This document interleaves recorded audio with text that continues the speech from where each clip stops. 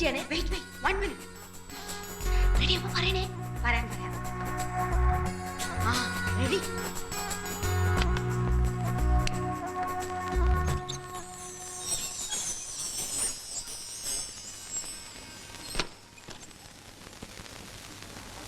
Fuse പോയി. Mummy mummy. Happy birthday to you. Happy birthday to you. Happy birthday to dear Kishan. Happy birthday. Happy birthday to you. Happy birthday to U.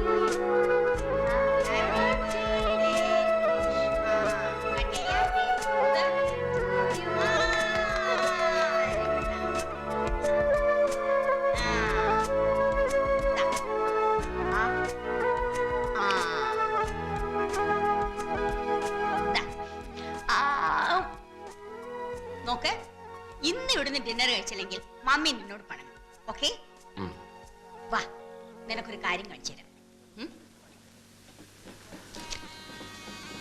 Anandu ഏൽപ്പിച്ചിട്ട് പോയതാ.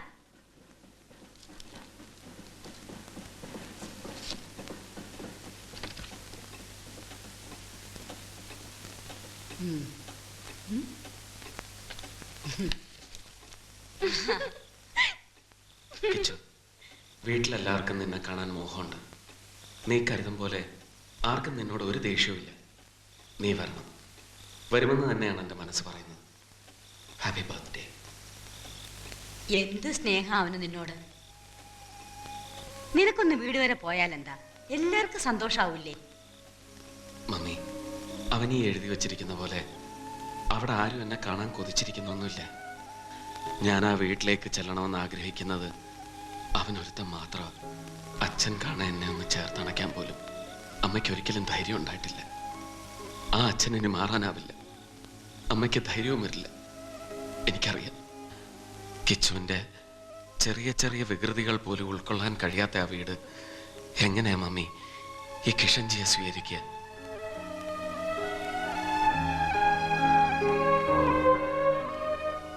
എനിക്കിനി ഇങ്ങനെയൊക്കെ ഒടുങ്ങിയ മാർഗമുള്ളൂ. അമ്മയുടെ സ്നേഹത്തോടെയുള്ള ഒരു തലോടൽ,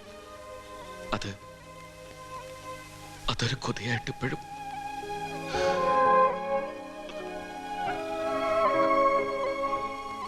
മോനെ വാ, ഫുഡ് കഴിക്കാം.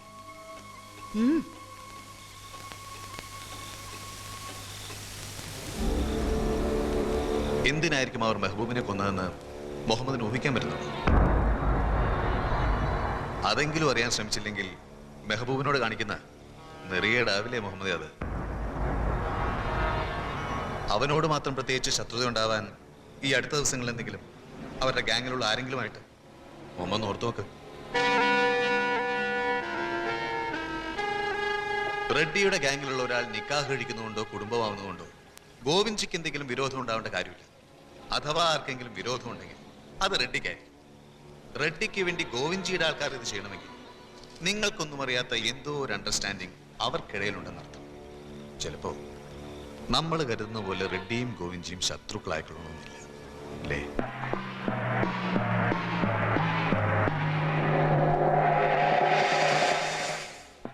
അതിനാര് പറഞ്ഞു നിക്കാഹ് കഴിച്ചതിനാണ്? ഒരു ഊഹം പറഞ്ഞതേ ഉള്ളൂ. പക്ഷെ എനിക്ക് ഉറപ്പിച്ചു പറയാവുന്ന ഒരു സത്യം, അവർക്കൊക്കെ ഈ സ്നേഹത്തെ പേടിയാണ്.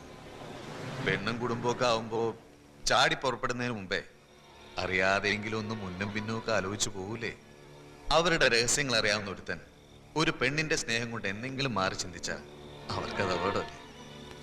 ഈ ഗാങ്ങുകൾ വിട്ട് പുറത്തു പോകാൻ അവർ നിങ്ങളെ ഒന്നും അനുവദിക്കില്ല മുഹമ്മദ്. രക്ഷപ്പെടണമെങ്കിൽ ഒറ്റ മാർഗമേ ഉള്ളൂ. മുഹമ്മദിനും കിഷൻജിക്കും നിങ്ങൾക്ക് എല്ലാവർക്കും ഒരേ ഒരു വഴി, ഈ റെഡ്ഡിയും ഗോവിന്ദ്ജിയും ഇല്ലാതാവണം.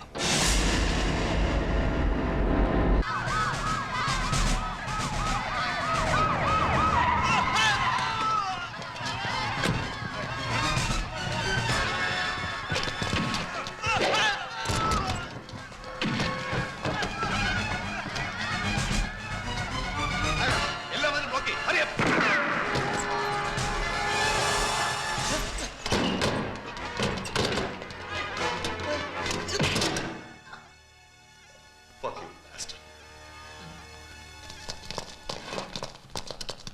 നേരെ സർ. ഒരു തുണ്ട് കടലാസ് പോലും ബാക്കി വെക്കരുത്. Okay sir.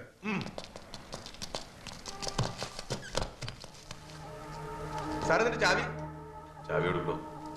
నా దగ్గర లేదు. మొహమ్మద్ దగ్గర ఉంది. వాడు ఈ రోజు రాలేదు. అడిచి పడికరాదు. కమిషనర్ వద్దు, నువ్వు అనిపిస్తావు.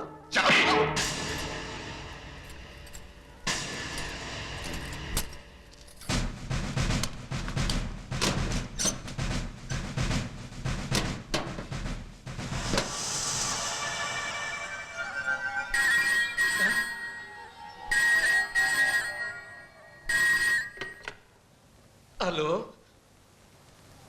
ആ ഗോവിന്ദ്ജി അല്ലേ? നമസ്കാരം. ജീവൻ, സിറ്റി പോലീസ് കമ്മീഷണർ. രഹസ്യങ്ങൾ ഒരു വലിയ ഭാരം തന്നെയാണ്. കഴിയാവുന്നത്ര ഇറക്കി വെക്കുന്നത് നല്ലത്, ലവൻജി. അതുകൊണ്ട് ഞാൻ ഈ മഹേന്ദ്ര റെഡ്ഡിയെ, താങ്കളുടെ വേണ്ടപ്പെട്ട ആജന്മ ശത്രുവിനെ ഒന്ന് അറസ്റ്റ് ചെയ്യാൻ. ബലം വെച്ചുകൊണ്ടൊന്ന് വണ്ടി കയറല്ലോ. ഗോവിന്ദ്ജി ഹാപ്പി ആണല്ലോ അല്ലേ?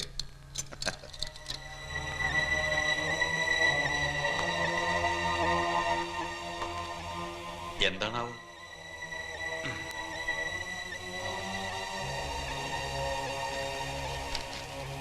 പിന്നെ പിന്നെ വായിക്കാം. താൻ ഓഫീസിൽ ചെന്ന് ഗോവയ്ക്കൊന്ന് വിളിക്കണം. സലീം ഭായി ഉടനെ അർജന്റായിട്ടൊന്ന് വിളിക്കാൻ പറയണം. വേഗം വേണം.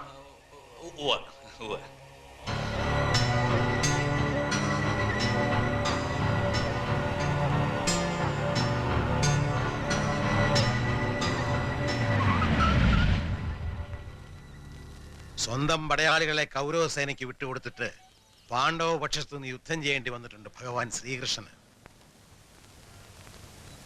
ഗോവിന്ദ്ജിയും മഹേന്ദ്ര റെഡ്ഡിയും ഈ സമൂഹത്തിന്റെ മുമ്പിൽ ശത്രുത ഭാവിക്കേണ്ടത് ഞാനും നീയും അടങ്ങുന്ന സിസ്റ്റത്തിന്റെ ആവശ്യമായിരുന്നു. ഓരോരുത്തരും അറിയേണ്ടത് മാത്രം അറിയുന്നു, ചെയ്യേണ്ടത് മാത്രം ചെയ്യുന്നു. അങ്ങനെയാകാവൂ. ഞാൻ പറയുന്നത് മനസ്സിലാകുന്നുണ്ടോ കൃഷ്ണന്? ഗോവിന്ദ്ജിയുടെ ഡൊമൈനിലേക്കുള്ള വാതിലാണ് റെഡ്ഡി എന്നറിഞ്ഞ സ്ഥിതിക്ക് ഇനി ആ കമ്മീഷണർ ആ വഴിക്ക് ചിന്തിക്കൂ. എങ്കിലും അയാളെ നമ്മൾ നമ്മുടെ കോട്ട സുരക്ഷിതമാക്കാനാണ് ശ്രമിക്കേണ്ടത്. ആ മുഹമ്മദ് ബിരാവിനെ കൊന്നുകളാ. മുഹമ്മദിനെ എന്തിന്? എന്താടോ, എത്ര വർഷമായി താൻ എൻ്റെ കൂടെ? എന്തിനൊന്നൊരു ചോദ്യം ഇത് ആദ്യമായിട്ടാണ്.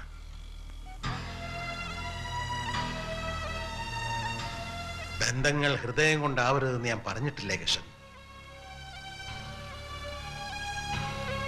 കത്തീഡ്രലിന്റെ പിൻവശത്തൊരു കുഴവനുള്ളത് മുഹമ്മദിനല്ല മറ്റാർക്കും അറിയില്ല. അവിടെ റെയ്ഡ് നടന്നിട്ടുണ്ട്. 17 വർഷമായിട്ട് റെഡ്ഡിയുടെ കൂടെയുള്ള മുഹമ്മദിന് അയാളെ ചതിക്കാമെങ്കിൽ എന്നെങ്കിലും ഒരിക്കൽ എന്റെ കൃഷ്ണൻ എന്നെയും നീ അങ്ങനെ ചെയ്യില്ല എന്ന് തന്നെ വിശ്വസിക്കാം. എന്നാൽ ഒരു ഉറപ്പ് വേണം എന്ന് ഗോവിന്ദ്ജി ആഗ്രഹിക്കുന്നതിലും ന്യായമില്ലേ മോനെ? ഞാനിപ്പോ എന്താ വേണ്ടേ? മുഹമ്മദ് ഇബ്രാഹിം മുത്തപ്പറായിയോ ചലംബരശനെയോ വിട്ട് ജയിക്കാവുന്നേ ഉള്ളൂ. പക്ഷേ ഗോവിന്ദ്ജിയോടുള്ള വിശ്വാസത്തെ തെളിയിക്കാൻ കിഷന് കിട്ടുന്ന ഏറ്റവും നല്ല അവസരമാണിത്, അല്ലേ?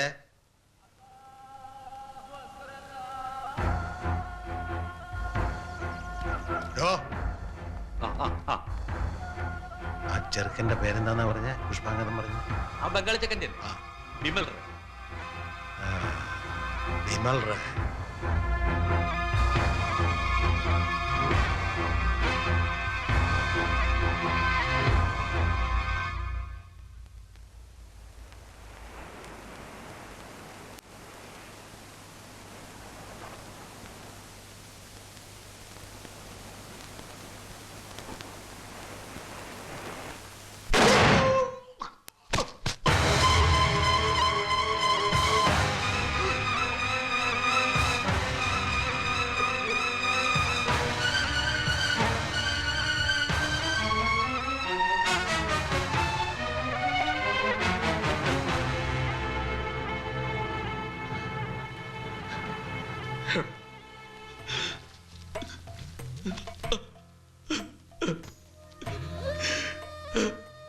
എന്നെ കൊണ്ട് ചെയ്യിച്ചല്ലടാ.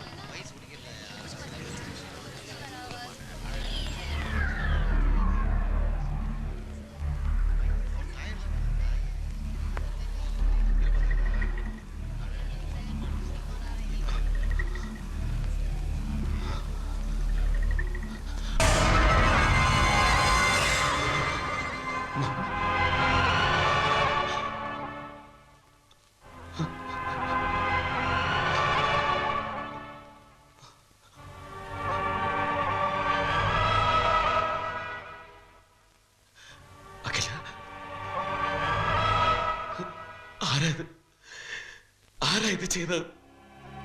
ആരാ ഇത് ചെയ്തത്?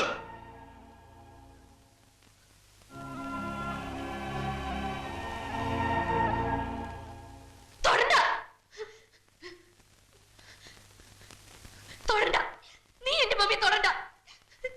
നീ കാരണം എന്റെ മമ്മി. പോ, എനിക്ക് നിന്നെ കാണണ്ട. പോടാ.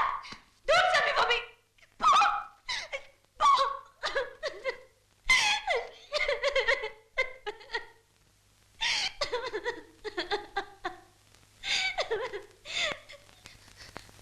അവന് ആ ബംഗാളി വിമൽ റോയ്.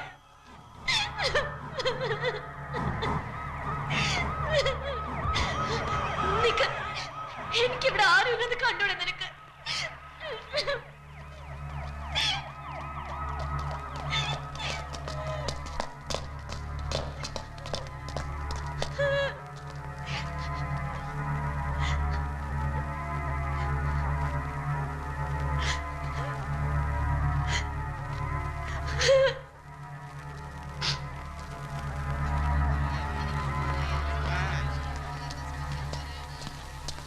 താൻ കാരണം ഒരുത്തനവിടെ ചത്ത് മരവിച്ച് കിടപ്പുണ്ട്. Number 16 Varadacharya road. മുഹമ്മദ് ഇബ്രാഹിം. ചീഞ്ഞ് നാറും മുമ്പ് ആ ശവം എടുത്ത് കത്തിച്ച് കളയടോ.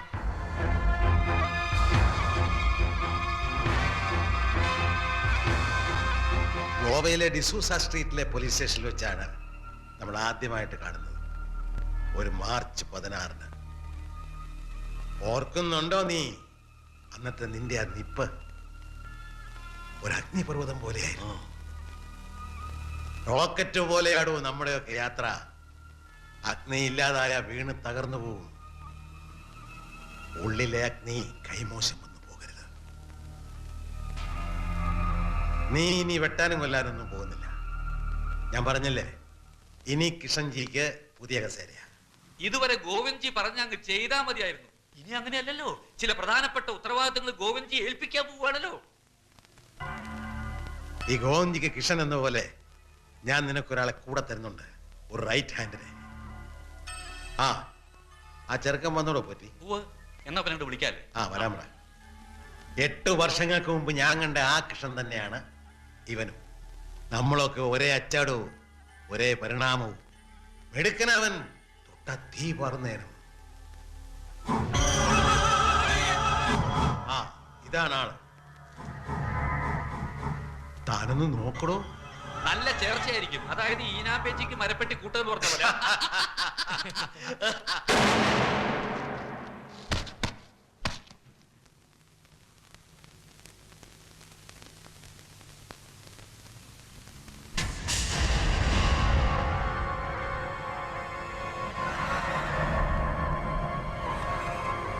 എന്തിനാ നിങ്ങൾ ആ പാവം സ്ത്രീയെ കൊന്നത്? പെറ്റമ്മയിൽ നിന്ന് കിട്ടാത്ത സ്നേഹം എനിക്ക് തന്നത് അവരായിരുന്നു. അവരെ എനിക്ക് വേണമായിരുന്നു. ഞാൻ സ്നേഹിക്കുന്നവരെയൊക്കെ കൊല്ലണമെങ്കിൽ ആദ്യം ചാവേണ്ടത് നിങ്ങളാ. ഒരിക്കലും എന്നെ സ്നേഹിക്കാത്ത എന്റെ അച്ഛന് പകരമായിട്ട് ആ സ്ഥാനത്ത് നിങ്ങളെയാ ഞാൻ. നിങ്ങളെ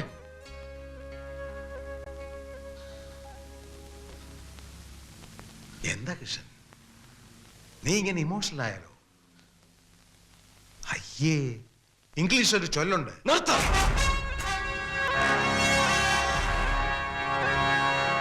വേണ്ട വേണ്ട.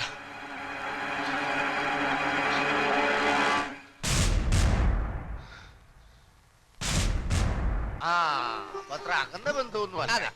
ചെറിയങ്ങാട് ഗോവിന്ദൻ നായരുടെ മകൻ രാജഗോപാലൻ കല്യാണം കഴിച്ചിരിക്കുന്നത് പാർവതിയുടെ ചേച്ചിയുടെ മോളെയാ, രജനിയെ. അവരുടെ വീട്ടിൽ ഞങ്ങൾ ഒരിക്കൽ പോയിട്ടുണ്ട്. എന്താ ചന്ദ്രപ്രകാശ്, ആ ചായ ഇരുന്ന് ആടുന്നത് കണ്ടില്ലേ? എളുപ്പെടുത്ത് കുടിക്കേ. വേഗം കൊണ്ട് കുടിച്ചോളൂ. ഇല്ലെങ്കിൽ ചിലപ്പോ അദ്ദേഹം പെണ്ണ് തരില്ല. അനുസരണക്കേട് തീരെ ഇഷ്ടമില്ലാത്ത ആളാണ്. പിന്നല്ലാതെ ഇതൊരുമാതിരി പോലീസുകാർ ലോക്കപ്പിലിട്ട് ചായ കുടിപ്പിക്കുന്ന പോലെ. ഓ, ലോക്കപ്പിൽ അങ്ങനെയുണ്ടോ ഒരു ശിക്ഷാമുറ? ഉണ്ട്. വയസ്സമ്പത്താറായി എന്നിട്ടും വിഡ്ഢിത്തങ്ങൾ എഴുന്നള്ളിക്കുന്നതിന് യാതൊരു കുറവുമില്ല. റിട്ടയേർഡ് പ്രൊഫസർ അത്രേ. തന്നെ കുറിച്ചാണോ പറഞ്ഞത്? ഇത് ചിരിക്കണേ.